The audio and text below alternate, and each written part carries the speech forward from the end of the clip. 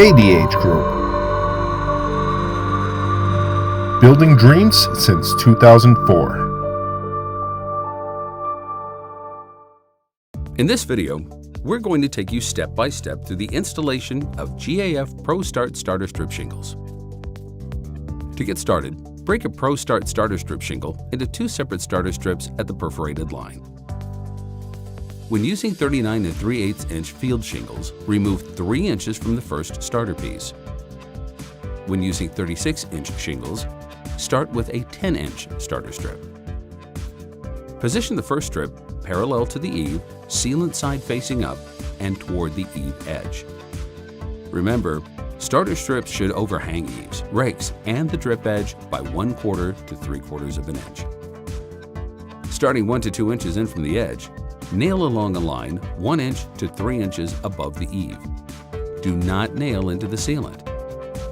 Place nails every 10 to 12 inches, and the final nail 1 to 2 inches from the ending edge. Apply the second and subsequent starter strip shingles the same way. Always position nails so that they will not be exposed under the first course of shingles. Remember, the butt joints of the starter should not line up with the butt joints or the tab cutouts of the first course of shingles and will vary by application. For long eaves, a 10 inch to 12 inch piece of starter strip shingle may need to be installed periodically to adjust the offset. Along the rakes, position the first starter strips so that it overlaps the eave edge starter strip by 3 inches. Continue up rakes, installing normally and overlapping at the ridge. An option installation is to align the first starter strip on the rake with the eave starter strip at the corner.